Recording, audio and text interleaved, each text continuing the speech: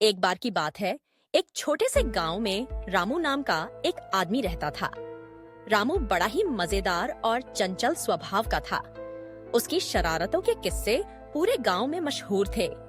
हर कोई जानता था कि अगर गांव में कोई मजेदार घटना हो रही है तो उसमें रामू का हाथ जरूर होगा।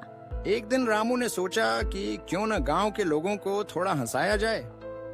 उसने अपने दोस्त श्यामू से सलाह की।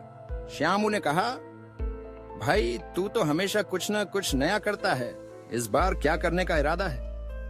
रामू ने मुस्कुराते हुए कहा, मैं गांव के चौराहे पर एक बड़ा सा बैनर लगाऊंगा जिस पर लिखा होगा, गांव में सबसे बड़ा आदमी, और फिर देखना लोग कैसे इकट्ठा होते हैं। रामू ने अगले दिन सुबह सुबह बैनर तैयार किया।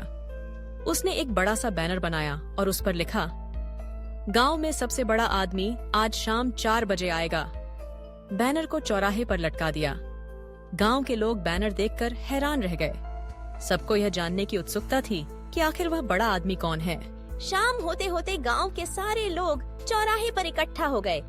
रामू ने लोगों की भीड़ को देखकर सोचा, अब मजा आता है। उसने एक कुर्सी पर बैठकर खुद को बड़ा आदमी घोषित किया। मैं हूँ गांव का सबसे बड़ा आदमी, उसने आवाज लगाई। लोग हंसने लगे। किसी ने कहा, अरे रामू, तू तो हमेशा मजाक करता है। लेकिन रामू ने अपनी बात जारी रखी। मैंने एक प्रतियोगिता रखी है, जो भी मुझसे बड़ा साबित होगा उसे एक मुट्ठी चावल का इनाम मिलेगा। यह सुनकर गांव के लोग और भी उत्सुक हो गए। सबने सोचा, चलो देखते हैं कौन रामू से बड़ा है। फिर गांव के सबसे मोटे आदमी गब्बर ने चुनौती दी। वह रामू के सामने आया और कहा, मैं तुमसे बड़ा हूं। सब लोग हंस पड़े। रामू ने कहा, ठीक है गब्बर भाई, तुम अपने वजन को तौल कर दिखाओ। गब्बर ने अपनी पूरी ताकत लगाई और बांस की एक तख्ती पर खड़ा हो गया।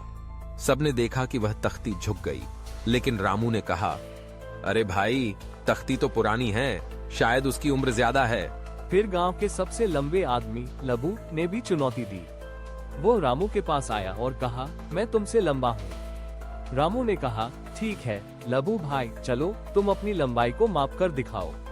लबू ने एक रस्सी लेकर खुद को मापा, लेकिन रामू ने कहा, अरे रस्सी तो छोटी है, शायद इसकी लंबाई कम है। अब गांव के लोग और भी मजेदार स्थिति में आ गए थे। सबने सोचा कि रामू कैसे सबको मात देगा। तभी गांव की सबसे समझदार औरत दादी, जो हमेशा हर समस्या का हल निकालती थीं, वहां आईं।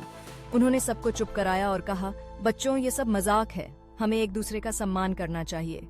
रामू ने दादी की बात सुनकर सोचा, ये तो सही है।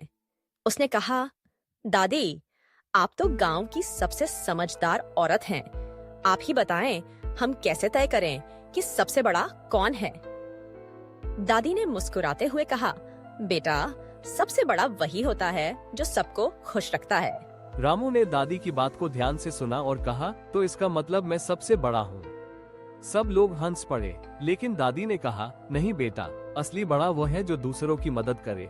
ये सुनकर रामू ने सोचा, दादी की बात सच है, मुझे अब मजाक से आगे बढ़कर कुछ करना चाहिए। अगले दिन रामू ने गांव में एक साफ सफाई अभियान शुरू किया। उसने गांव के बच्चों को इकट्ठा किया और सबको बताया कि हमें अपने गांव को साफ रखना है। बच्चे उत्साहित हो गए और सबने मिलकर सफाई करने का फैसला किया। रामू ने सबको बताया कि जो भी सबसे ज्यादा कचरा इकट्ठा करेगा उसे एक इनाम मिलेगा। गांव के लोग रामू की इस नई पहल को देखकर हैरान रह गए। उन्होंने देखा कि रामू सिर्फ मजाक नहीं कर रहा है, बल्कि गांव के लिए कुछ अच्छा कर रहा है। सबने मिलकर सफाई की और गांव को सुंदर बनाया। रामू ने सबको समझाया कि असली खुशी दूसरों की मदद करने में है। इस तरह रामू ने अपने मजेदार स्वभाव को बदलकर गांव में एक नई शुरुआत की। अब वह सिर्फ एक मजेदार आदमी नहीं रहा, बल्कि गांव का सबसे बड़ा आदमी बन गया, जिसने सबको हंसाने के साथ साथ एकता और सहयोग का महत्व भी सिखाया।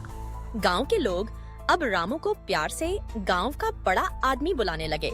रामू ने यह सीखा कि असली खुशी और बड़ा होना सिर्फ मजाक करने में नहीं, बल्कि दूसरों के साथ मिलकर काम करने और खुशियां बांटने में है।